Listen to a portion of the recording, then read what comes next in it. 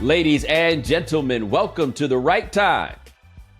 My name is Bomani Jones. Thanks for listening wherever you get your podcast. Subscribe, like, rate us, review us, give us 5 stars. You only give us 4 stars. I'm inclined to believe you are a hater. It is Foxworth Friday. Domonique Foxworth, we didn't think we was getting you back till like maybe August. Oh, yeah. Nah, I mean, it's a lot of traveling this month, but happy to be home. Happy to do the show. Missed you guys. I appreciate it, man. Domonique, I looked up Domonique everywhere, and I was like, damn, Domonique everywhere, but with your boy. Ain't that a little something? Yeah, it's hard to do this show from, I do this show when I'm home in my regular life. But, that is true. Is true. Turks, it don't really. I guess I should have done it from Turks. That would have been a much better backdrop than my kids' old art. Hey, man, how was Turks, by the way, other than expensive? Yeah, it was great. I mean, it was fun. It's family time. I'm not the one who is. I don't really mess with island time, and anybody who's been to the Caribbean recognizes that. And it don't matter how much money you're spending, how nice your tips are, they really do. They use it as not an excuse. They use it as an explanation for everything, and it's just supposed to. It's like saying it is what it is. Like I'm just supposed to accept it because you said it is what it is. They just be like island time. And like, no, my jet ski was supposed to be here 2 hours ago. Island time my ass. What they are saying is, what the hell you got to do? Right? What they saying is, if you out here looking at your Google Calendar while your feet's in the sand and you looking at us like we got a problem, I think that you looking at the world the wrong way. That's basically what they say. And like there's island time, there's New Orleans time. New Orleans is an island on land. Like I think that's just what it is. I'm generally with you though. Like show some respect for my time. Like with food, especially like I'm okay. If you bring in jet skis to our resort, that's fine. It might take some time. But like this a restaurant. This is what I'm here for, man. I can't be in your restaurant for 2 hours. I'm hungry. Well, see, that's the key. I didn't come here to eat. I came here because I'm hungry. Yeah. You see what I'm saying? Like that's not the same thing. It's some people that can just eat all the time. Like I'm not one of those people. If I'm not hungry, I can't. Like I'm not here to eat unless I'm hungry. But if I am here, it is because I am hungry. I am not eating recreationally. I'm ready to go. Hey man, I know we don't want to rush you guys bringing your food out all fast. I'd like to be out of here in 45 minutes. Actually, we had a conversation about passive aggressiveness, and that is a time when I will be somewhat passive aggressive because I don't want to piss you off, but I want to let you know like what I'm thinking is where my damn food. Yeah. But I've been saying something a little different, like, oh hey, everything going all right. I'll be real passive aggressive because I am someone who eats often. Like I don't know, my metabolism is pretty fast, nothing to complain about. I get hangry, so every 2-3 hours I need to be eating something. And it's been 6. I'm pissy. Nah. I'm definitely one of the people to hit them with when we sit down. Hey, just letting you know we got somewhere to be. And they don't care down there, man. They don't care. Oh, no, they don't. They're like, no, you don't. But what they know is you say you got somewhere to be, but wherever you got to be, they on island time too. Right? They like, yo, they know. We get to it when we get to it. Now, boy. I can't say nothing about you because the more and more we talk, the more I hate we'll get to it. Ooh, boy, no. Especially not if food is somehow tied up in it. Yes, as some coaches I used to play for would always say something if somebody was late. Most coaches aren't passive aggressive, but I had a couple who would say something to the effect of, "What time that 8 a.m. meeting start?"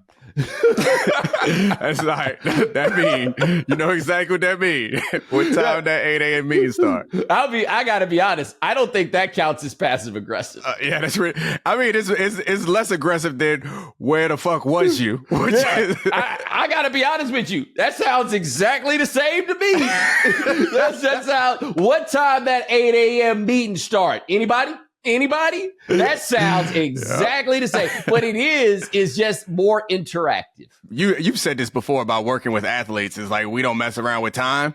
And I'm the same way, where it's like I get a little anxious and it don't matter what it is, which then translates to me being more annoyed. So like I went to a doctor's appointment a couple of days ago and I show up to everything. I gotta, if my appointment's at 4:30, I gotta walk in at 4:29 at least. Mm-hmm. Like I gotta be in there when it turned 4:30, and that's not how they think. They ain't see me until 5 o'clock. Mm-hmm. And you think I ain't give him you think I ain't give him a little attitude? He got a little too. Like, man. I said to him, I forgot how it came up. Oh no, he was like, I don't want to short you on your time after. He's like, if you want to ask any more questions, then I was like, nah, I'm about efficiency. And just let it sit there. Like, man, I got here at this time. I gotta go pick my daughter up from practice. Like, what you doing? We got life. You should have told them about this money. Like you say you about this money, maybe they understand it. Like when I first got down, I was doing HQ in Miami. And so the original studio was in Hialeah. Okay. And I don't think you've ever been to the Hialeah studio, because by the time you were doing it, we was down on the beach. I don't think that anybody who hasn't for real done time in Miami can understand what I'm talking about here. Like, you just visited, you go there a lot. It's not what we talking about. Hialeah is something completely different. Hialeah is the most nonsensically, civilly engineered place there's ever been. And this is a big one. The man in Hialeah, Florida, who spoke the most English without question was Dan and Gonzalo. Those were the two most prominent English speakers there. But you mess around and you make a left, and it wasn't the left that you were supposed to make, man. There's like, you just wind up in a labyrinth. Like, you're like getting back to where you were supposed to go. It seems simple, but it's not. And asking for help was not something I was qualified to do at the time, any of that. But anyway, I think I showed up one time. I was going to be late, and I let them know when I was on the way. I probably text Dan or whatever. Like, I was probably like 15 minutes late. And to me, 15 minutes late is like a pretty, significant period of time. And I get there, I'm running fast, I'm freaking out. And the thing about being late there is, it's not like I can go straight to sit down. I got to get in. I got to put all my get up. I got to sit down and get my face painted. Right. They got to get the shot right. And so that whole time you just feel all the eyeballs, everybody's waiting on me, and it feels terrible. And Dan is being kind and explaining, no, it's not that big a deal, and everything else. And it was very nice of him. But I wanted him to understand that it was, in fact, a very big deal. Because if you show up 15 goddamn minutes late, it's a big deal, dog. It's a big deal. Get your ass here when we're supposed to be here. I can't imagine being late to anything in Miami, because especially something where you have to be presentable, because you are constantly sweating in Miami just because you're in Miami. And then the nervousness and the anxiety for being late can make you sweat even more. And now I got to sit down and you can't put no makeup on until I stop damn sweating. Like, that seems stressful. Well, no, I had a job once, though, where I was working, and it was a dude that I worked with, and he was late all the time, right? And it really, my question was, why am I coming on time, right? And it really bothered me, and somehow it came up, like in some larger, like, performance review type stuff or whatever, right? Like, overall. And I'll just never forget that the boss looked at me and he says, so what's the problem with it being late all the time? And I was like, man, I might need to quit this job. I can't believe this. I can't believe you just asked me this. Yeah. I think like you, I take it as like somewhat some disrespect, and I don't think everyone else sees it that way, or not even disrespect, because disrespect suggests like they're like actually trying to disrespect you. It's just like they don't value me or my time. And I've come to realize, like, through family members and others, like, it doesn't mean that for everybody. And so they're like, oh no, I'll be a couple minutes late. You be a couple minutes late. It's not no big deal. It's like, I would never be late for your stuff because I respect you and your time. So why are you late for my stuff? Well, here's my other thing too. If you chronically late and you not the bomb. Yeah. That's what I don't. Yeah, the bus leave when LeBron shows up. So if you're telling me that you LeBron. Yeah. Like that's my thing about it right there. Like one thing I love about Russell Westbrook, that crazy man, right? Like they said that was one of the things that happened with him and James Harden is that Russell Westbrook's the dude that's the best dude on the team, and you gonna be there 10 minutes late because he there 10 minutes. 10 minutes early because he there 10 minutes early. He operates on that one, and then he got down there with James Harden, who operated on the practice start when I get there program. Which you better be an MVP if you do it.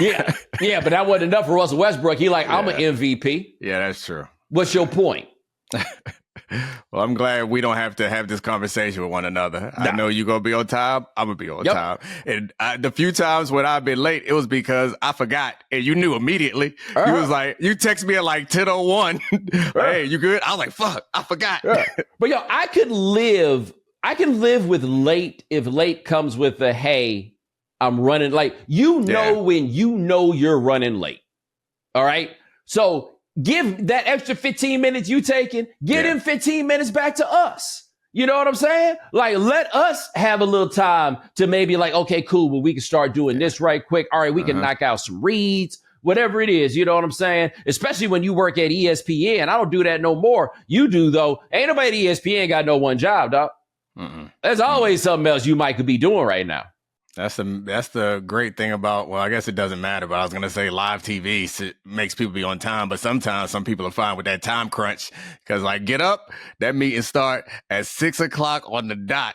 Even if Mike Greenberg running late, everybody got these graphics together. We got to get all these charts and like we are starting this meeting no matter whether LeBron is here or not. We start this meeting. Yeah. Look, man, I did a job interview many years ago with Jim Rome. Love that guy. Long story for another day. But he explained to me that operation, he was like, yeah, you get there on, whatever the time was for on time, that's when we get there. Sometimes people get there a minute, 2 minutes late, but we tighten that up. That's what I'm talking about. Yeah, dog. I'm like, sir, yes, sir. He meant that too. He like, yo, man, and let me tell you what Jim Rome is about and got more of than probably anybody in my telephone. Money. Yeah. Hey, whoo, boy, ain't nobody about that money like Jim. I do appreciate it. I mean, maybe it will get annoying at some point, but I like a good, I like a tight ship. I like people run a tight ship. Run a tight ship. Yo, I ain't gonna lie. I do too. I don't mind it as long as it's a predictably tight ship, right? Like, I don't want a medium ship, right? Yeah. Like, I don't want a ship that looks snug on me, but a good, crisp, tight ship.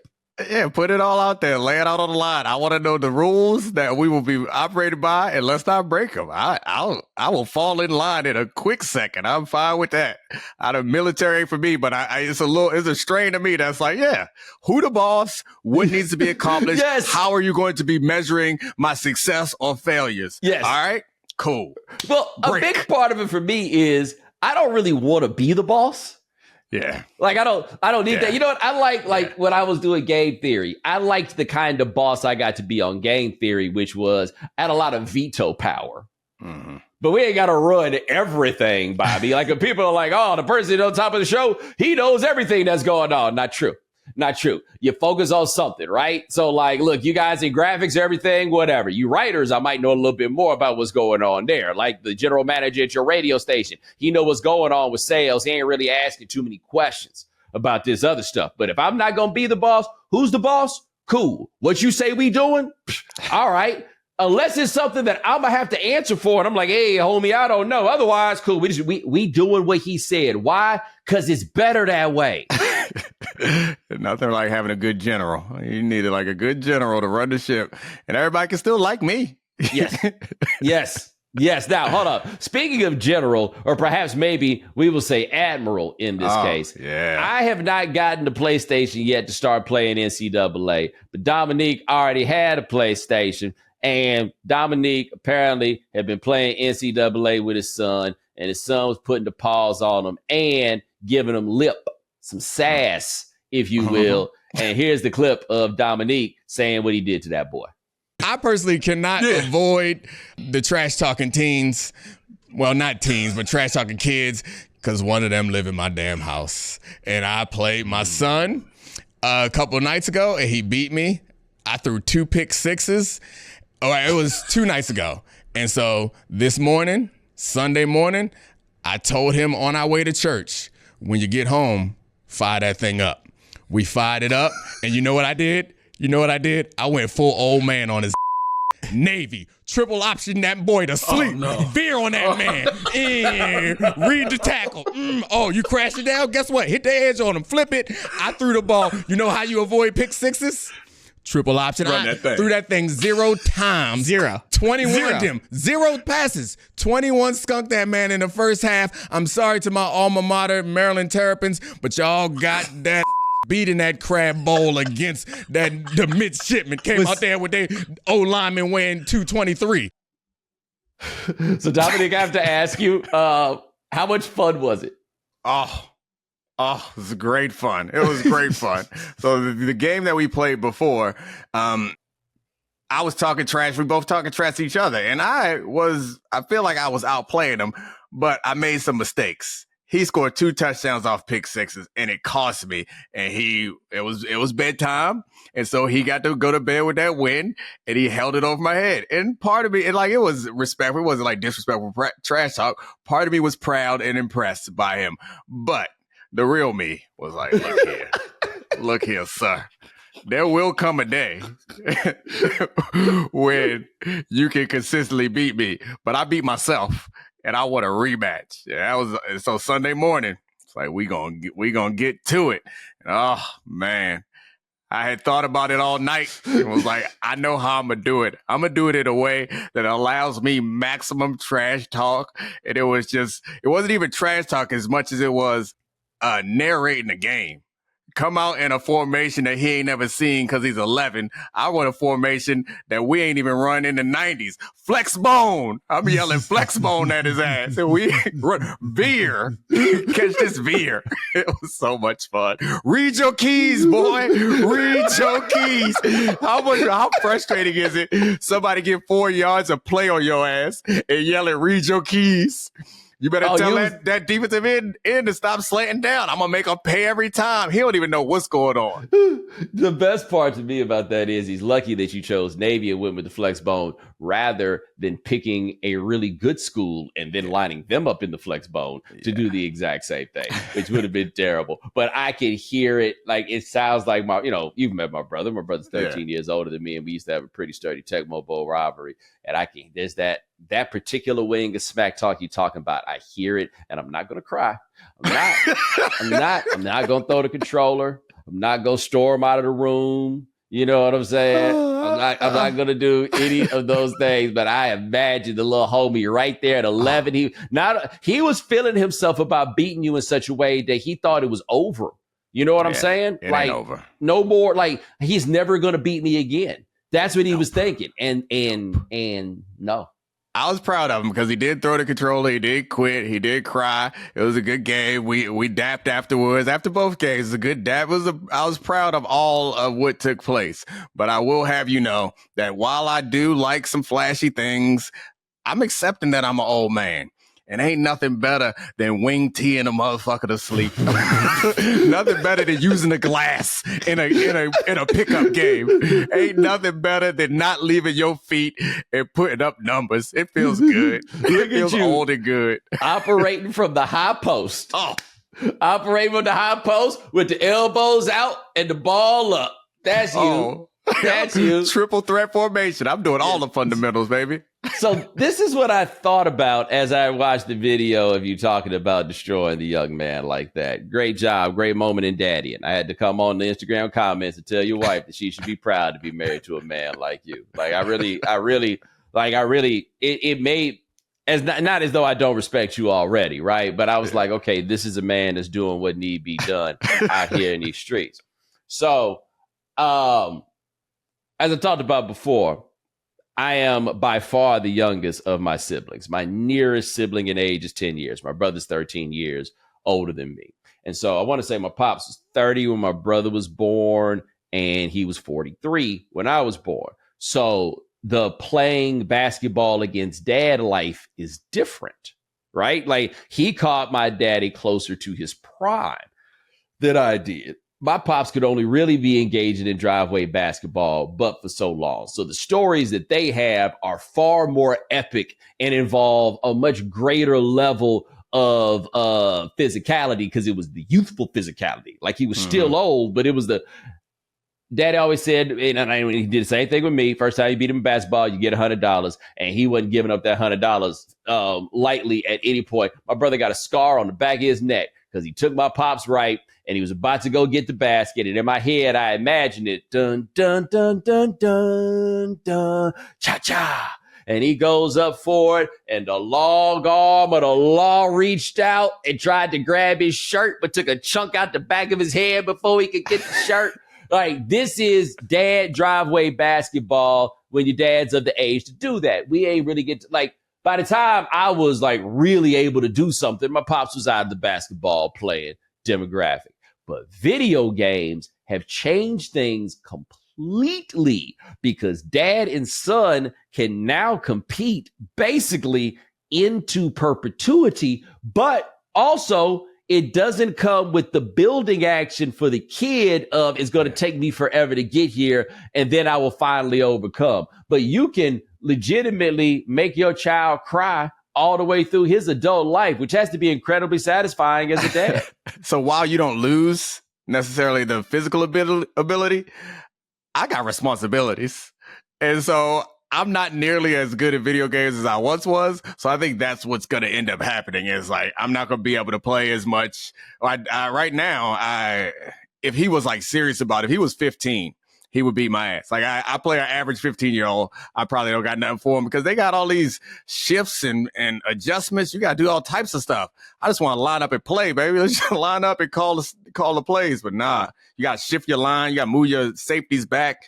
You got to hot route guys. I sound like an old man, because I am. No, what it sounds like you need to do is you need to be just a little bit more responsible and intentional about the way that you use your time. And so you tighten this shit up, and you can go out there and you can represent for us. That's what's going to happen. You can't have these little jokers out here just feeling like they can feel like they need a challenge. You know what I'm saying? And you guys to provide that. Yeah, absolutely. I mean, I'm better than him at the game. His win was my mistakes. If he gets to a point where he is actually better than me, that might be the motivation I need to buckle down and get they used to have them strategy guides. You remember that back in the day? Mm-hmm. Video games, you go buy the magazine. I assume they have some electronic version. It's probably on YouTube. I have to go in there and follow some Xbox creators and learn how to play. But yeah, I used to love strategy guide when I was a kid, man. Mario 3. Ooh. Yeah, that's what I'm saying. But like you giving up already. Like, I'm hearing in your approach that you're not really offering the level of dedication that this is supposed to be. Yeah, I think you might be right. We'll see. Once I feel that sting of not being the man of the Xbox in my house, maybe that'll motivate me. But right now, it's like, nah. Feeding these kids is a little bit more important. Getting some sleep every now and then. Your kids got plenty to eat. What are you talking about feeding these kids? If these kids can't eat as you doing it right now, you need to take them to different places to eat. Y'all need to stop shopping at Trader Joe's, homie. Feed these kids is a euphemism for continuing this lifestyle that we want to live. Yeah. I mean, I hear you. Look, man, they be all right without it. That just you done got soft. You know what I'm saying? I won't be all right without it. You think I will go back? No thanks. No thanks. I'd rather be bad at Xbox and good at life. Whatever. I suppose I hear what you're saying. Like, I want to get good at this, and I can't lie. Like, I think you talking to Jason Goff about this, logging on and playing the game on the internet, because he right, man. I ain't getting called the N-word by no 12-year-old over the whatchamacallit. I'm coming. I'm going to find you. I'm sorry. I don't get why so I turned chat off. I can't talk to nobody except for people I already know. I can't understand the willingness to open yourself up to have a conversation with people that you don't know that can say any old kind of thing, but that ain't me. I got a good friend who talks about, I may have talked about this on here, but he talks about how he's had the good fortune or whatever to wind up in certain places that have given him an insight, a window into the future, right? And he said that however many years ago when they first got this cracking, but he was one of the beta testers for Xbox Live. And he said he realized right then and there, it's a lot of racism out here. And after he says that, he stops and he says, and I'm a native Bostonian. Gosh.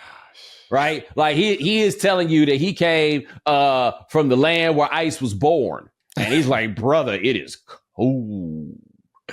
Yeah, I mean, there's nothing worse than having no repercussions for teenage boys. Like being in a world where teenage boys could say whatever they want to say, which is essentially what this Xbox Live and all that chat stuff is. Yeah, they're going to say the most reprehensible things because that's what teenage boys do. So yeah, I don't know. My chat ain't been open since I got this Xbox, which was in college. I don't need no more friends. I got all the friends I need.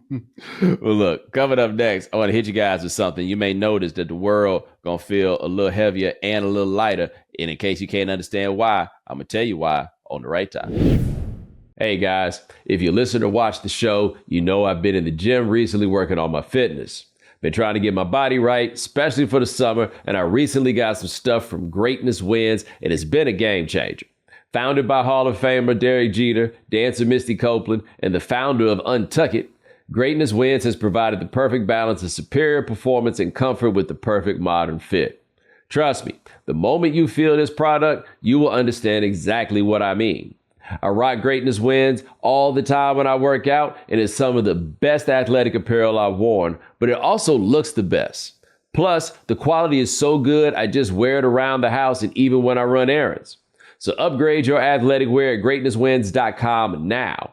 Use code Bomani and you'll receive 25% off on your first purchase. Greatness Wins, where the demands of sport meet the science of fit. Check them out now. That's greatnesswins.com. Code Bomani. Sleep is super important. And even though I just got a mattress a couple of years ago, I've been using these new pillows from Helix and they're actually amazing. Sean, I know I texted you about these pillows, but you got the mattress, right? How's that going for you? Bo, this mattress is just as good. First off, Helix made it super easy for me to find the right mattress with their super simple Helix sleep quiz, and I was able to lock in the right mattress for me thanks to the lineup that offers 20 unique mattresses, including their award-winning Luxe and Ultra Premium Elite collections. And I had my personalized mattress shipped straight to my door free of charge, and they even scheduled a pickup for my old mattress. Bo, I got to say, I've been sleeping like a baby with this new mattress, and I genuinely recommend it. Hey, if you don't want to take Sean's word for it, Helix has been awarded the #1 mattress by GQ and Wired magazine. It is even recommended by multiple leading chiropractors and doctors of sleep medicine as a go-to solution for improving your sleep. Plus, Helix mattresses all come with a 10 or 15-year warranty depending on the model. Helix is offering 20% off all mattress orders and 2 free pillows for our listeners. Go to helixsleep.com/Bomani. That's helixsleep.com/Bomani. This is their best offer yet, and it won't last long. With Helix, better sleep starts now. All right, Domonique. We have a presidential campaign now. It's easy to forget. We really hadn't had one. Like things that used to mean stuff like Super Tuesday, New Hampshire, Iowa, all this stuff. None of that meant anything. Like we have not had what really feels like a presidential election year. And now, since Joe Biden decided to take it to the shack, and now Kamala's out here, we have an actual campaign for the first time. And I got to say, I kind of enjoyed not having a campaign. It was a little freer. Yeah, it was a little bit freer. The stress was there. I'm confused at why we didn't have like the campaign excitement. I know we didn't have the normal campaign activities because we was dealing with two pretty old fellas who wasn't about that action. And it was like a repeat essentially. So it felt like we were running it back, but the stakes haven't changed. But you're right. The intensity feels like it's changed on a dime, and it's because of the shift in the candidate. Well, I mean, it was a sequel of a movie that wasn't exactly a blockbuster, right? Or perhaps a movie that while it was big, it didn't mean that people wanted to watch it again. Now, of course, in this day and time where everything is a sequel because we've all run out of ideas, that I think was part of it. They just gave us a movie we saw again. But to me, it felt a little bit more like damn, they made 8 police academies. Who asked for the second police academy? Like was the first police academy such a hit? Because I've never heard anybody talk about like, but yo, Police Academy 1 was the bomb. Or like the first Ernest, right? Like that's what this is, man. They gave us another Ernest. And I guess at first Ernest was probably that dude. But I ain't never really hear nobody be like, nah, you got to go back to the OG Ernest. They just stepped on the package too many times. But that was it. This election package they was giving us felt stepped on. And now it has started. And all right, man, I'm going to say a couple things here. All right. I'm willing to step out on ledge on a couple of things. Number one, I have been floored by how, like, straight to the point, racist and misogynist a lot of the Kamala, like, immediate pushback has been. It's almost like they didn't plan. Like, they didn't have any idea, like, what the actual, like, strategy was going to be. So they just went to the tried and true. And in ways, look, you go back to 2008. And even the way that Trump had run before, it wasn't a lot of explicit anti-blackness. Like there seemed to be a recognition that didn't play along with the fact that they actually thought that they could still like get some of their votes, right? And so, I mean, some of our votes, I guess, is ours, a better way to put it. But no, you're seeing it like explicitly at this point, and the gender stuff. However, I think the people who call themselves supporters of Kamala Harris should probably stop being such consumers of the racist stuff that these people are saying for each other, right? Like, it's one thing if they bring this stuff over to you, but as usual, the only time I see what these dumbasses have to say is when it's sent by people who call themselves smart. I don't get it. And then it leads to like a compounding sort of looking for the stuff, and then you throw it back in the outrage machine. Great example of this. I will stand on this. That man did not say colored sorority. He said college sorority. I watched that this morning before we did that. I was like, oh yeah, he said college. Right? Like, I don't even think, I didn't hear colored at all. The man said college. We ain't got to keep fighting this one. And even if he did say colored, I don't watch that show. The only people that watch that show, even if he don't say colored, they heard it. First of all, Ernest Goes to Africa has to be the most racist of all the Ernest movies. Did you not? I can't believe that was greenlit. That had to go straight to TV, right? Have you seen the tape cover for that? Oh, hold my on. gosh. Let me get a look at this. I was wondering what Domonique was doing because he kept putting his computer on mute. So, oh my God. I'm not looking at the tape cover, but I am looking at what very clearly appears to be Ernest in blackface. Blackface? Yeah. Yes, this is, I definitely see Ernest in blackface. And I think I am perhaps most mortified to find out that Ernest went to Africa in 1997. And he's in blackface. Oh gosh. All right. This is a movie that I'm going to have to put my Xbox preparation to the side because Ernest Goes to Africa needs to be watched if they haven't burned it. Whoa. Ernest Goes to Africa came after a movie called Slam Dunk Ernest. Oh. And the second name on the billing after Jim Varney, who played Ernest. No. You're looking at it. Are you looking at it? You're looking at it. You're looking at it. So I don't get to tell. I'll tell everybody who it is. Okay. Slam Dunk Ernest, starring Jim Varney and Kareem Abdul-Jabbar. No, Kareem. Oh, it's not Kareem, man. They tested out Slam Dunk Ernest, and they was like, you know what? This don't have enough of.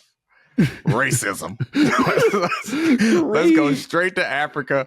Oh, and of course they make Africa seem like is. But hold on. According to the wiki, the budget for Ernest, Slam Dunk Ernest, was $3 million, and that means by definition they couldn't have paid Kareem Abdul-Jabbar enough to justify this. Oh, Juwanna Man is in it too. Oh. That's Miguel Nunez. That's Juwanna Man, right? I think so. Yeah. One of the Sparks brothers. I forgot what we was talking about. Oh, we was talking about the election, I think. But like it's like this initial push of racism that we've seen is like, it's terrible, it's awful, it's all of those things. I just don't know what I'm getting out of say, like, what am I getting from this? Right? Like, I don't know what I'm supposed to do with that. My guess is that the argument for reposting it and sharing it, because you're right, the only time I see it is when somebody who is not, who doesn't like it, it's people like posting it to say, look how stupid this is. My guess is that their assumption is that they are going to color this side as more and more offensive, and that'll lower turnout for them or increase turnout for the Democrats. It's the only reasonable argument for it. But like, if you don't know already, that's one of those things where it's like, if I got to tell you another time that all the things that you have been hearing are represented, then it seems like it's too late. The signs has been there for a while. Well, also, like, part of the game on this is to like get people charged up. You know, like, I guess I'm the rubber, you're the glue. You know, like, I'm not saying that you go that way. Like, I don't, but it's just, yeah, I don't know. Like, I have been shocked. Like, I really have looked at things that people have said on television. Yeah, and I'm like, yo, have things really flipped up this much? I saw a man use hawk tuah, which, by the way, I don't know how this became a thing, but that's a different discussion in and of itself. But that was a bad one. Yeah, but I'm just on a news network. I was like, whoa. And so now we have a presidential election, and I don't like those. They have not been, when have they been enjoyable? Like that first Obama one was like, oh, something new. Since then, they've not been any measure of fun whatsoever. It just feels stressful. And I gotta, like, especially now that the social media things are just outrage machines. Like, it's just where people go to be mad. It's like, no. Yeah. The Obama one was fun because it was different and we were all a lot younger and it was cool. And it, like, even if we knew that it wasn't going to end racism, it did feel like a new chapter for us. And it was like a cool thing to be a part of. And I don't care what you say, the first Trump campaign, it was kind of funny at the beginning. It was kind of funny until it wasn't. Yeah. So like those were two campaigns that provided legitimate entertainment in different ways.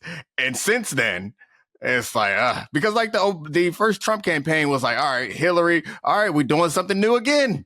We are breaking more barriers. And this guy over here ain't gonna get elected. He's just making us laugh. Dog. And then from that point on, it's been too serious to be fun. That was exactly what it was. Like, you see, Eddie Murphy Delirious, where he talks about white dudes and Jesse Jackson. They're like, oh, yeah, we're going to vote for Jesse Jackson. Yeah, we're going to vote for Jesse Jackson. What do you mean he fucking won? That was how, that's how the Trump thing felt to Trump. Trump was like, what you talking about? What you say? But you know what happened to Trump? Trump got a taste of that feeling of what it is to be the president. It's the same thing with Biden, man. What it got to feel like to be the most powerful man in the world. Everybody shut up when you talk. Nobody really can give you no sass, no back talk. You know Trump ain't trying to do no job with all that responsibility and all those stakes. That's just not what he's about. But he loved how I feel when they call him Mr. President. Joe Biden loved how I feel when they call him Mr. President. And he got to get that old thing back. Yeah, I don't know. I mean, maybe I'm built in some other way, but I do. I mean, I'm not saying that that power is not attractive, but that is a job that does not look fun to me. And then you add on to it, people going to be whizzing bullets by your ear. Hell no. What I want to do that for? It's kind of what we talked about on here on Wednesday. Any other job that's stressful, that comes with that much power and responsibility. At least the bright side is you get a lot of ladies. Not that job, though. Well, you know what? It can be for that job, maybe. You know what I'm saying? And who knows? Maybe it could be for Trump, but it don't feel like it really works out that way. Right? Or at the very least, it don't work out like it do with the rock star, right? Like, it's not like you get off the stage or the State of the Union and then you get to the back and it's 5 of them just there waiting. The trade-off don't seem worth it. I mean, there are many other ways to go about having a good time. If that's, especially if you got money. Would you rather be the president of the United States or the head coach at Alabama? Remind me to ask Spencer this later, but I'm curious your take. Yeah, I definitely would rather be. I'll take. Yeah, I was gonna say definitely Alabama. I had to take a step back for a second. I'm gonna stick with Alabama. Because I could leave Alabama. Yeah, and you will. Like that's the if you smart, you'll get out ahead of that cavalry, right? Like if you've always struck me as being smart, you know what I'm saying? But it dawned on me also though that like we added a presidential election to our world, but I didn't feel like the world in sum total felt any heavier than it did before. Right. And that seemed to be odd because I definitely noticed the absence of the presidential election, but somehow it didn't feel heavier by adding it. And I needed to figure out why. And then I realized why. Because at the same time that we added the presidential election, the WNBA season went on a break, which meant that we removed what had become the new presidential election. What was Kamala versus Trump before Kamala versus Trump? Angel Reese and Caitlin Clark. And so now we have moved that out. And that's how much they out here wilding about the Angel Reese, Caitlin Clark thing. I'm going to throw this out here. I know it sounds crazy, but I'm going to give people something to think about, right? So I've seen things that people have written about how as people go to church less, they haven't become like less fanatical people. They just focus their fanaticism in other directions. So whether it be to a sports team, their political party or whatever it is, right? Like that level of devotion or whatever they have, they feel the need to be devoted to something like that. And now they just push that devotion in the direction of something else. Okay. Which is to say, if we didn't have a presidential election to make us feel heavy or for us to pick a side to identify ourselves, people decided that they was going to do it with Caitlin Clark and Angel Reese. It was right there. It was right there. And they gone. And man, I hope the Olympics never end.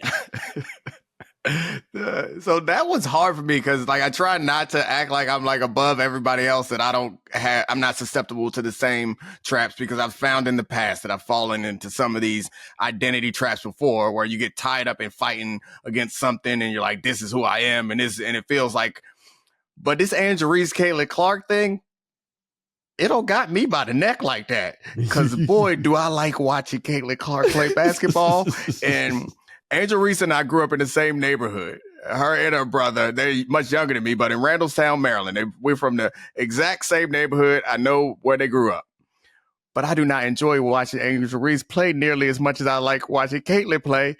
And if I find myself looking at these arguments online, like, I get where you coming from. However, it don't apply right now. It do not apply. So I think there's something interesting to be said about the point that you just made, because yes, Caitlin Clark is a much more entertaining basketball player to watch. Angel Reese isn't giving you that kind of game. Like Angel Reese got the kind of game that you love if you love that team. Yeah. Right? Like there's just not a lot of random Draymond Green fans out here. You know what I'm saying? Like, and I'm not saying her game is the same, but like as an example, and they don't be fighting. So like Charles Oakley had fans across America because Charles Oakley be fighting, and you know, people like enjoy watching that sort of thing. I think particularly athletes are disproportionately drawn to Caitlin Clark versus Angel Reese for all the reasons you talk about. Like hoopers, there are a lot of players, and I'm not even getting into how good Caitlin Clark is or is not, but there are a lot of players throughout time or since he started in 96 that I think were better basketball players than Kobe Bryant. And basketball players will not agree with me on that. I have all kinds of data behind it, right? Like I can point out all the things, but they see Kobe and they see somebody that is like uniquely impressive. And since he's uniquely impressive, like they're drawn to watching those facets of athleticism that he provides. And I think like when I see a lot of stuff that gets talked online, like I see athletes in particular look at Caitlin Clark in a different way. Black male athletes, should be noted, look at Caitlin Clark in a different way than I think a lot of other WNBA fans or watchers look at her, right? Problem is, athletes also have this reputation for being perhaps just a little bit kind and forgiving, perhaps beyond what is optimal to white women. And so there winds up being this overlap in the discussion that you get between the two of them. And then next thing you know, they calling all these cats Uncle Toms and everything else because they own the Caitlin Clark program. When I really don't think it's that at all. I really think it's just, dog, she be hooping. Yeah, well, if you call Dr. Umar on me, the decisions that I've made in my life suggest that I am all right where that stands. Yes. However, I will say I do really enjoy Angel Reese as a character. So, like, I recognize the value that she brings to the game and a rebound and the defense and them layups and all that other stuff that she do is great. I get it. And the personality does make the game more interesting to me. But you can call me whatever name you want to call me. You're not going to lie to me and tell me that you rather watch Angel Reese than Caitlin Clark. Like, if you care anything about basketball. And I think this is the point. We talked about this before. It's like, because the Angel Reese, Caitlin Clark thing got so big, a lot of non-basketball fans and non-WNBA fans flooded in to the sport with like agenda that they wanted to prove, and then it becomes like a story about Black women. And like, no, right now, like I get it. As someone who does often talk about the intersection of race and sports, I get it. It's always there. But in this particular case, it ain't there right now. Just let me watch this girl shoot, please. Let me watch her shoot. Is Angel Reese still having somebody put a crown on her head in warm-ups? I don't know. Because I'm going to be honest with you. That's one of the whacker things I've ever seen in my life. Like my feelings about her as I like feel about how as I would feel about a stranger or feel about the character, as you put it. No, not my speed. I don't like when LeBron do his little imaginary crown thing, right? Like I ain't like it when your man Kobe used to be out there hissing like a snake on the court. So I like the LeBron crown. I like the Angel crown. I could do away with the hissing. Like and this may be the cornerback in me. I appreciate a little trash talk. I appreciate a little bit of arrogance. I just wish that it came with a crossover and a step back. That's all. That's all. I just wish it came with a crossover and a step back. Domonique, it wasn't an imaginary crown for Angel Reese. Oh, that's right. Angel was doing the real crown. It was an actual, which meant you went somewhere, got this crown, and had somebody put it on your head. Now, as I say this, I am the person that brought his old championship belt to Around the Horn. But I would only do that in an event of victory, not just because the game has started. Yeah, I mean, I have no problem with bringing props. Yes. It adds entertainment value to all this. It depends on the prop. It depends on, like, that was not my bag, right? Yeah. Like, I don't find anything particularly charming about Caitlin Clark. I think she can hoop. She started to do that thing where she tried to figure it out too, like making the faces to the crowd, like when she hits shots. But when she does that, to me, it feels a lot like Steph Curry does, where I'm just like, you didn't start doing this until you were 28, right? Like you don't, like, it doesn't land with me the same way. So does Angel get any, because it's like, I'm with you. The trash talk after you've won is like less fun. So does Angel get any credit for crowning herself before she was? The crown is just a bridge too far. So, I mean, the idea of talking trash and being confident before you're okay with. Yes. It's just actually that physical act is a whack way to do it. A physical crowd. I love it. Like, if they said her name and she put on some aviator shades, I'd be cool. It's the crown thing. Like some demonstration of cool. I don't think that was cool. Does that make sense? There were other props. If it had been a James Brown cape, I'd have been cool with that. But I also think, to be fair, it's kind of in line with what you were saying. If it came with a step back and a crossover, that's the thing. I might be more okay with it. Like, that's the thing, because I was about to say, I feel like I could go through Deion Sanders' history and find him doing some really pregame ridiculous stuff. But he's the most obnoxious man on earth. Like, I don't feel like. But I'm saying, you probably thought that stuff was cool back then.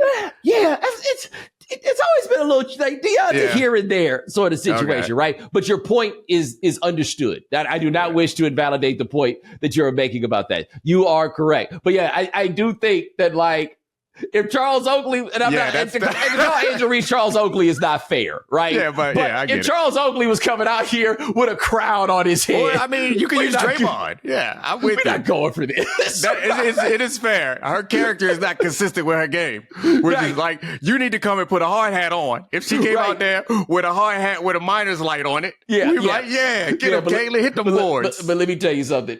All it takes is one click through her Instagram page or one search for her name on the media tab on Twitter, and it'll be very clear to you. She does not see herself as a hard hat type at all. She sees herself as the type who wears a crown during warm-ups. Yeah, I mean, I'm a fan of it, but I do see the incongruity between her on-court persona and the character that she wishes to create. They are not the same. You out here doing the dirty work. I'll give her this though, boy. She built that brand. You go look at her Instagram account and go look at how long they've been working to build that brand. They built, like, she a visionary. She built that brand before the idea that the brand that is here was possible. Yeah, it's pretty impressive. And I'm sure she's making a lot more off the court than she would have if she wasn't out here thinking about these pre-game crowns and every little thing that she could be, Bayou Barbie and all that stuff. What about Flau'jae? I was about to say Flau'jae the next one. Because Flau'jae got a brand and a talent that is not simply a gimmick. Like Flau'jae out here, Flau'jae getting all them Dame Dollar appearances. Dame gonna be like, y'all don't want me to rap? I thought y'all don't want me to rap at the All-Star game. I don't understand what's going on. Flau'jae taking all of Dame's raps. Yeah, she got a feature from Wayne. Like, I don't be out here listening to Flau'jae music, but I saw there was a new Wayne song out, so I listened to it, and it felt to me like, if I remember correctly, they both made references to Joe Burrow in the same song, separate verses. Both was like Joe Burrow. Like, I don't know. Look here, Flau'jae, like, you can go out there making $12.75 in the WNBA. Flau'jae trying to get her a publishing deal. Flau'jae, everything. Yeah, Flau'jae, like, how about I sell out this arena all by myself? That's where I'm trying to take this. That is an interesting point, though, with the way that they are being paid. Like, the brand is so important. The visibility that they get is an opportunity to build something that can make them some money outside of hooping, because hooping ain't gonna make it. Look, man, this may turn back. You know, the first Heisman Trophy winner ever, Jay Berwanger of, I believe, the University of Chicago. He ain't go to the NBA, the NFL. He would have got a job. He went because the job was paying more. Like Aiden Hutchinson's pops, Chris Hutchinson. He was an All-American defensive lineman at Michigan. He grew up around where I grew up. And he's a doctor. He was always one of those, like, oh, boy, while he was playing, you talk about how good his grades are and all that stuff. But anyway, I want to say he got, like, drafted by the Browns, and then he got hurt or something like that in training camp. And he was just like, you know what? How about I just go get this good-ass job? Mm-hmm. Right? That math is present for a lot of people. They just be out here on that I got to chase my dream situation. But, you know, a lot of them can look out there and be like, no, I'm going to just go work at this investment bank or whatever. I'm going to go get this money in that way. Flau'jae might look at this and be like, yo, why would I be hooping when I could be doing tour dates? Yeah, that chasing that dream stuff, I guess it doesn't, Flau'jae will be leaving one dream for another dream. That's one thing. But as my oldest daughter gets closer to college, I start to like hear about other kids, and you got to let these dreams go sometimes, man. I be hearing about kids going to mediocre to bad schools in order to play a game. If they ain't giving you no scholarship, man, and it ain't no professional league after this, we gotta be thoughtful about what we choose. Yeah, I mean, like, nobody wants to be the person that tells a person it ain't gonna happen, right? But I'm judging a lot of parents here. Sometimes they got to be mad at you, like, hey, little homie, trust me, all this money I spent, I wish you was better too, but you're not. Yeah, but the thing that gets me is that there isn't. For some of these people, there isn't a professional track. Right. It's like, I love playing this game. I can't play it at the good school or at the better school. So but they're gonna let me play it here. And then if you ask them the next question, like, so what's the next move? It's like, I just go play it out. I don't want to stop playing. Like, they got club at the big school, man. They got club in the Ivy Leagues. You go ahead and do that. Also, this generation be talking a lot about this want. Yeah. What you mean want? Like, at some point, that want stop having the same currency. After another point, it gains more currency. But after a point, that want and that need start winning. I'm with you on judging some of the parents, but I also think that, and you would understand this, is there's no lesson learned from telling them. And at some point, if you keep telling them what to do, I feel like the decisions get bigger and bigger and more impactful as you get older. So at an early age, you need them to make a bad decision and to pay for it. And right now, I think that some of these parents are like, I'm guessing that some of these parents are like, look, I'm telling you this, but if you want to take out loans, if you want to go do that, and that's another thing where it's like, all right, I'm not going to pay for that. If you want to go there, you want to take out loans, that's fine. It's your decision. You may be able to bounce back, but let me tell you, that's not a great decision. You got to get burned. But Domonique, if you in a certain income zone, yeah, you can take the loans and you can pay for it. They know damn well they're not going to be paying for them loans, bro. That's true. They know. True. They know. That is true. They know. Like, look here, every time I told my parents I'll pay for it. Sometimes I paid for it. Sometimes I didn't. Every time I knew it would get paid for. Like, I was really trying too. Like, I wasn't running the okie doke, but I can tell you, I always knew it would get paid for. They wasn't going to leave you out there.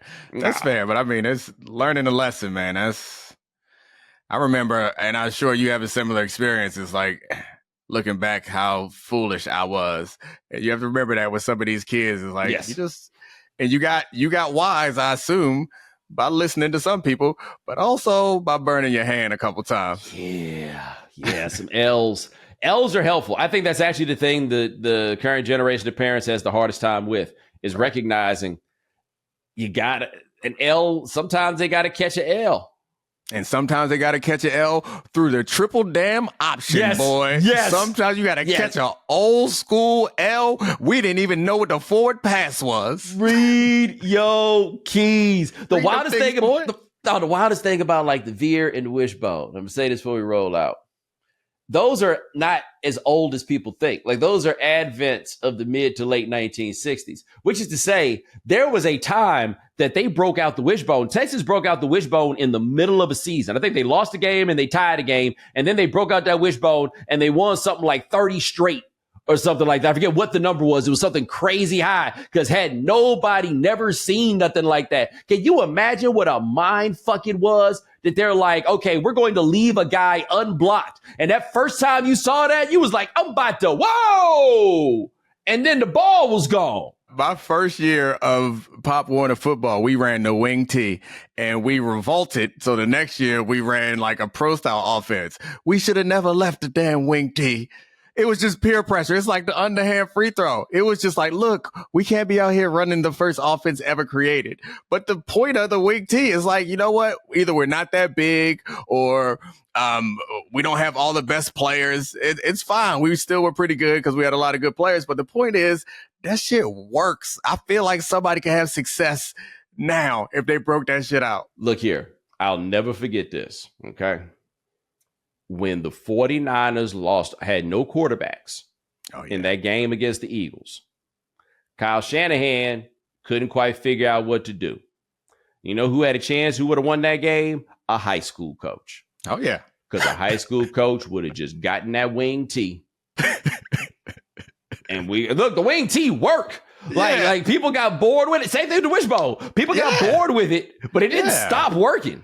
I mean, for those, I imagine that a lot of people listening to this don't like understand what the point of the wing T is. The point of the wing T was like misdirection. It's tricking people.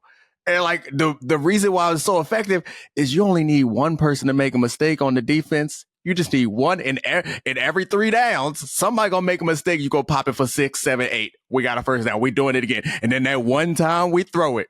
Oh, we going over the top. No reads. The Gus Malzahn spread option is really just an extension of the wing tee. Yeah, that's true. That's all it is. That's all you got to do. Just get out there. And just I forgot about that one. That just reminded me of another trash talk is, I'm going to make you wrong. That was another one I used on him.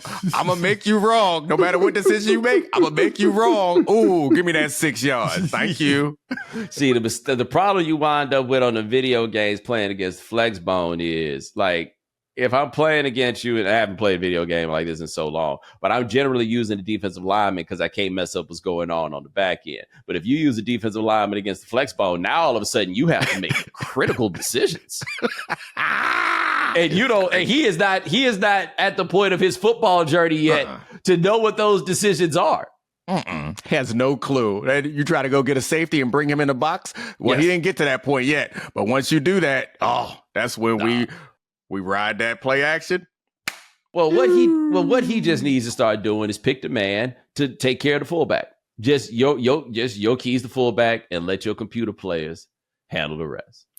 It's the best chance you got, little homie. It's the best chance. Tell him I said that. Just read the dive. Read the dive. I'm going to let him do that. Yeah, you're going to let him do it, and then you're going to destroy him, find another method of destruction. Right. Oh, yeah, we getting on the edge then, because I was diving most of the game, and then he pinched his line on me. Okay, pinched him. Oh, you made it easy. No, you made it easy. Not the pinch. The pinch is like, if your quarterback, he doing the pinch, then you're just doing the quarterback keep at that point. Oh, yeah, that's it. Oh, yeah, we getting out of there quick. Bam, get to the edge. Hit it right there. Then he try to bring up a linebacker. All right, you pinch, then you bring up a linebacker. All right, cool. Pitch that thing, hit it out there. Oh, we was all over him. We was all over him, boy. We was all over him. I can't wait to find this thing back up. True satisfaction in your voice right now. Because it's not just winning. It's not just winning. It is not throwing the ball and hitting it with some antiquated ass shit. Oh, and also using Navy. These boys got to serve for 4 years afterwards. They not even football players. These are midshipmen that just happen to play football. Take that. Did it against my own alma mater. I'm sorry, guys. Right in the middle of their stadium. That is Domonique Foxworth. Check him out on the Domonique Foxworth Show, available where all 5 podcasts are given away for free. My man, I appreciate you. Appreciate you, sir. All right, ladies and gentlemen, thanks so much for joining us here on The Right Time. Hit the voicemail line, 323-596-7767. Domonique got me thinking, you've engaged in many contests with your father, your uncle, some older person. What is the meanest trash talk a grown man offered you when you yourself were not a grown man? 323-596-7767. That is our phone number. Sean Yu handles everything behind the scenes. Thank you, sir. Remember, follow The Right Time. Subscribe, like, rate us, review us, give us 5 stars. You only give us 4 stars. I'm inclined to believe you are a hater. We'll talk to you guys in a couple of days. Read your keys. Fear to fear, baby.